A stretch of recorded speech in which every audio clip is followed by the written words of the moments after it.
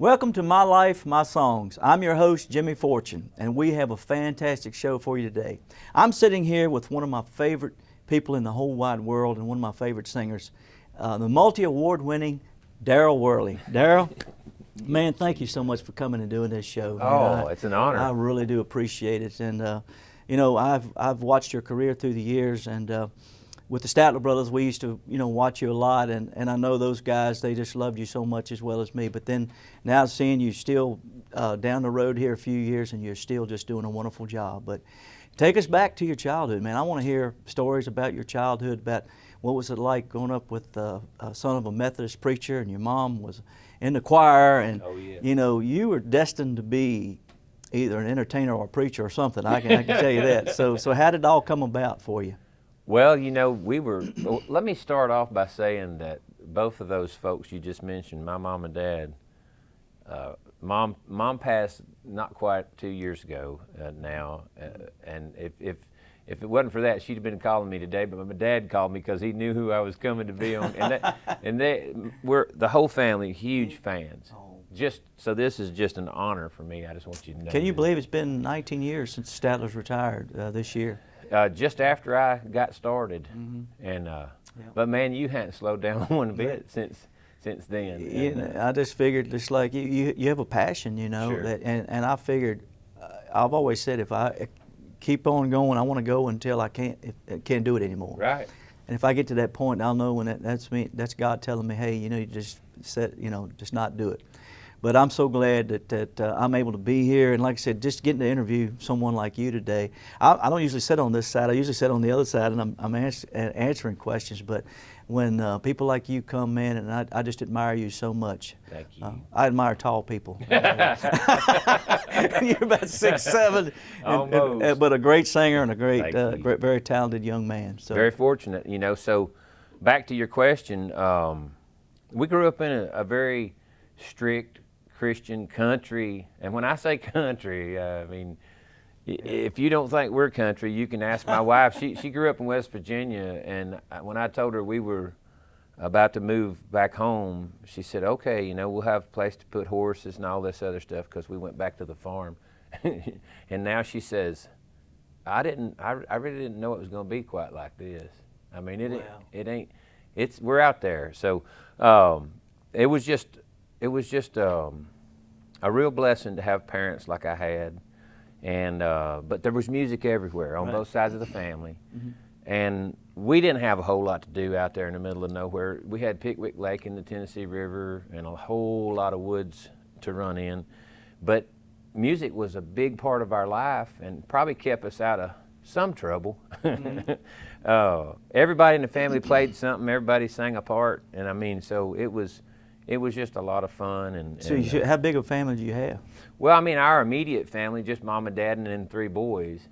But we had tons of first cousins. Oh, okay. And everybody plays on both sides of the family. We'll be right back with more My Life, My Songs, right here after this. Welcome back to My Life, My Songs. You know, you got your start, you know, in your musical career as a writer, and at the Fame Studio in Muscle Shoals. That's right. And under producers like Rick Hall, you know, Mac Davis, Jerry Reed. I mean, having that kind of a, well, I mean, how did all that come about? You just... so my background is in biology and chemistry. I have degrees in the sciences, and I got out of sort of like undergrad school and told my dad that I was going to go to med school, and I said I got to have a break before I do another 4 or 5 or who knows how many years of med school, because I kind of wanted to be maybe a trauma surgeon or something like that, because I have a lot of empathy. I get close to people real easy, and I couldn't see myself in my little hometown, you know, treating all the people that I grew up loving and then having to watch them get old and get sick. I said, I don't know about all that. I'll just do this trauma thing where I don't have to get attached. And I got out of school, took a year off, did some other things, but I started really concentrating on writing some songs. And I thought, while I'm taking this break and just, you know, doing my thing, I may pitch a song or two to some of these publishers. And consistently I had people say, you know, who did you write these with? I'm like, well, I've never written with anybody in my life. I just wrote them myself. Right. And several people were saying, you know, these are not bad songs. And I'm like, well, how not bad are they? 'Cause, you know, and so I wound up getting a few offers, had several opportunities, and I chose Rick and those guys at Fame because they're really close to home. I just barely live across the state line there in Tennessee, and boy, what an education. He was a character, and had a lot of wisdom about the business and just a lot of knowledge. And I had people like Walt Aldridge and Mark Narmore and all these, Robert Byrne, you name these, right? I mean, just a wealth, you know. And I learned a lot there. I learned how to produce my own demos. I learned how to, and I didn't know any of that. I was pretty green. I played a lot live, but as far as the studio. Yeah, well, you played out in the clubs, kind of honing your craft. Now, were you playing a lot of your own songs then when you were in the club? Yes, sir. Trying them out on the people? So you figured if the people like them, I still, if we do something in the region, you know, I mean, what you get very far away, it doesn't happen. But if we're in the region, I still have people screaming those same songs from the crowd, and I'm like, I don't know, I hadn't played that in 30 years. And you know, in 1999, you were offered a recording contract with DreamWorks Records, and they were hearing some of your demo recordings. Now, I mean, that's got to be pretty special to somebody to hear you like from a recording company like that, and say, hey, we want to sign you. Well, you know, I have to tell you, we had stacked the deck a little bit. I was writing for EMI, and at the time they were like #1, you know, and I had worked for a long time to get to that point, and I asked Rick. I went in one afternoon and asked Rick if I could get out of my publishing deal. I said, I got about 6 months to go here, and he goes, nope, you're out today. He said, I'm cutting some expenses anyway. And I said, I didn't mean today. And he goes, but anyway, you're out. Wow, man. I was like, I told Walt when I left, I said, be careful what you ask for. You know, I was going to hang around for about another 6 months, but it was a blessing. He knew that I needed to make that move, and so I got my deal at EMI, and I handed my first demo session in. I think I'd been there about 2 weeks, and I was writing like crazy because I wanted to, you know, get off to a good start. And I think there were 6 or 7 songs on it, and the engineer that worked in the studio there at EMI had contacted me and said, you know, do you want me to get you a singer? You want to sing these yourself or whatever? And I said, well, I'm not a great harmony singer. I said, I can do some parts, but I think I could probably put a lead vocal on all those and save us all some money. And so I sang them. No big deal, man. I had my mind set on writing songs. And Jimmy Gilmer ran their production company at EMI, and he called and said, would you come in and talk to me? And they wanted to do a production deal. I said, man, wow. I done been down that road a bunch, and we talked back and forth. I said, I don't want to sign myself up for something for another 2 years that'll keep me from getting songs recorded. And I said, I'm getting older. A lot of people don't know that I was 35 when I signed my first record deal. What? Yeah, so long story short, I got hooked up with their production company, and they made that deal happen. We had a lot of record labels. We brought them down to my hometown and showcased in a club that I played in regularly. So I had a built-in crowd, and it looked good. We'll be right back with more My Life, My Songs after this. Welcome back to My Life, My Songs with your host, Jimmy Fortune. You charted with a single called Sinners and Saints that you co-wrote with one of my heroes, Mr. George Jones, right? Yeah, he, Vip Vipperman and J.B. Rudd were on that song with me, and I'm telling you, when J.B. called me and said, George is going to cut this song, oh, there's so many stories I could tell you about that song. Like, that's the song he was listening to when he crashed and had that bad car accident. He was actually holding that. He'd just done his vocals, and he was holding the phone by the speaker, playing it to his granddaughter. Oh, my God. And when I went to see him, he said, Hoss, you about killed me. Now I got to start riding a lawnmower. Got to get back on the lawnmower. I tell you, man, when I got that cut, and it was his last real, significant radio single, my dad said, he said, you came real close to missing that. Yeah. And I said, but I didn't. And he said, as far as I'm concerned, you can pack all your stuff up and come home. He said, you've played the Grand Ole Opry, and George Jones is singing one of your songs on the radio. He said, you made it. So tell me about your debut album that you had. Tell me some of the songs from that and how that all came about. Well, Hard Rain Don't Last was the very first one, and to be perfectly honest with you, I've had albums since then that I thought, oh man, this is really good, but probably more people still talk about the original one, and it still holds up for me too. A Good Day to Run was one of my favorites. Thank you. Yeah. There's a really funny story about that song, but we don't have to get into all that. but there's so many, man. I mean, that you did. And Second Wind was my mother's favorite song, and it came off that project. There was some great songs on there. A lot of it. Well, I think all of it was written from just like real life experiences, and what things that we go through as human beings. And I just knew that in my own life, the guys like I mentioned Haggard, the guys that sang about real life things and wrote those songs, that's who I migrated toward. And I thought, I guess they affected my songwriting abilities and made me want to just write about things that I knew about, what I had lived. I Miss My Friend was one that really got to me. Yeah. So tell me the story behind that, how it came about. So that's the only real, I guess, well, maybe there's one other one, but it was my very first #1 song. Right. And it's the only one that I didn't write myself. I got that song from some writers here in town that I was told that they knew a little bit about an event in my life that had happened, just a few years before this, and they kind of wrote a song. They got the title off of the movie Shawshank Redemption.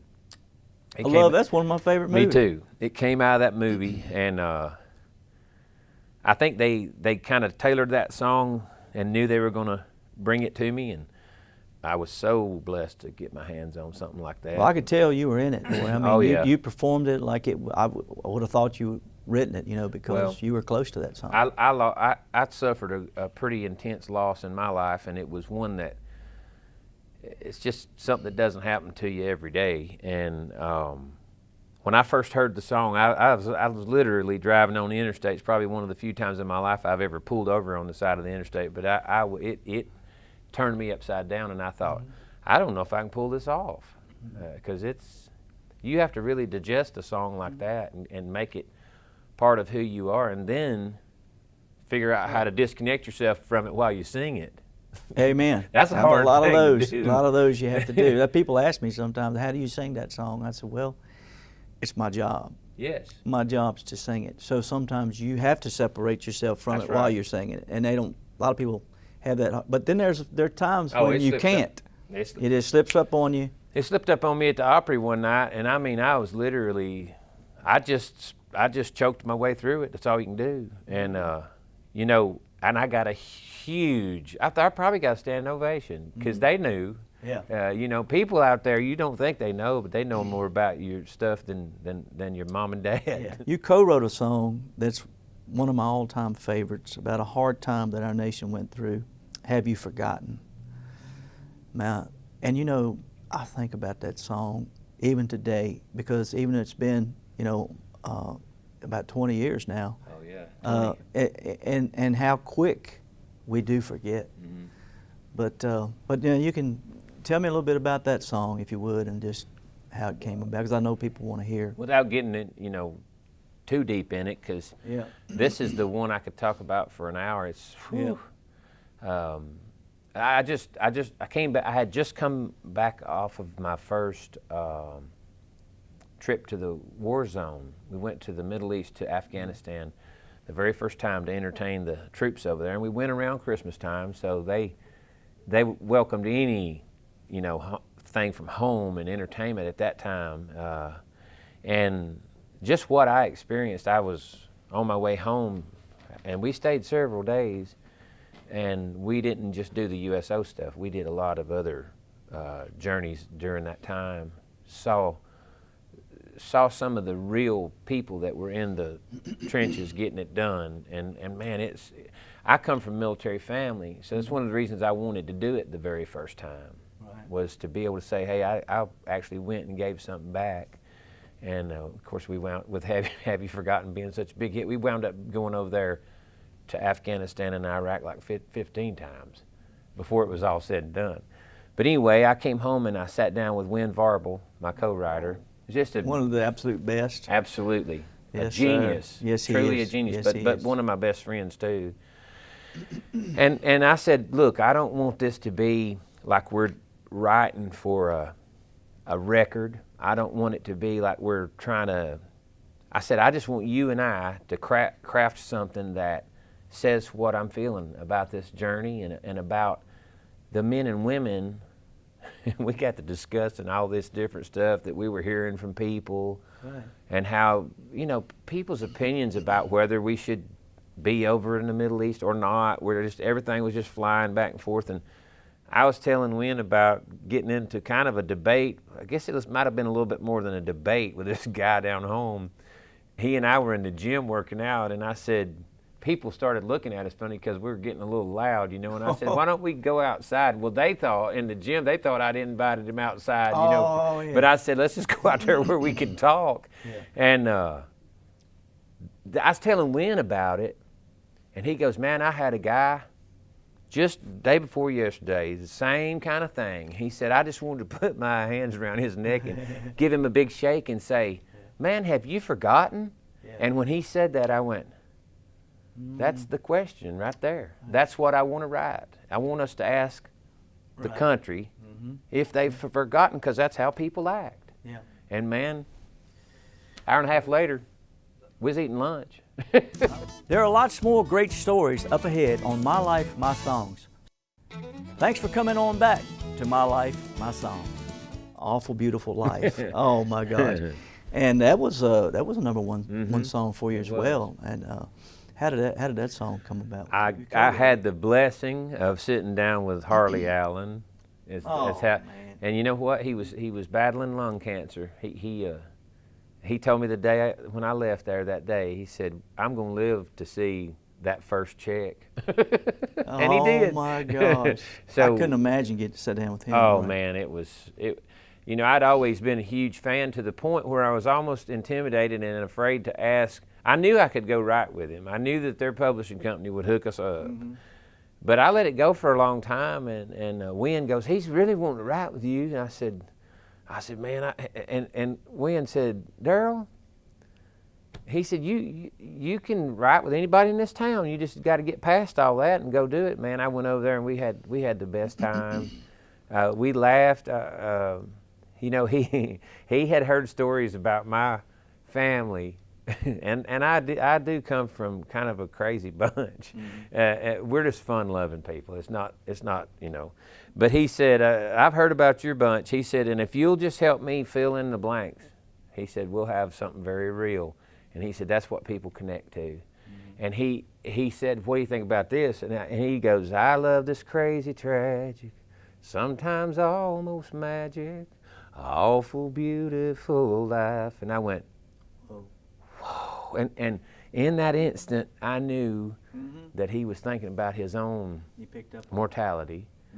And it was hard, and I said, who in the world are you writing that with? He said, I'm writing that with you today. And he said, here we go. And I was like, you got the hard part done, let's do it. But your current 15-track album is called Second Wind. And then, so man, I guarantee you, you get your second win, buddy, and there's no telling where you're going to wind up at. It really is. But tell us how all that came about. Well, we had been a pretty good time span since we had really put anything out, and my manager Julianne said, "You ought to do greatest hits.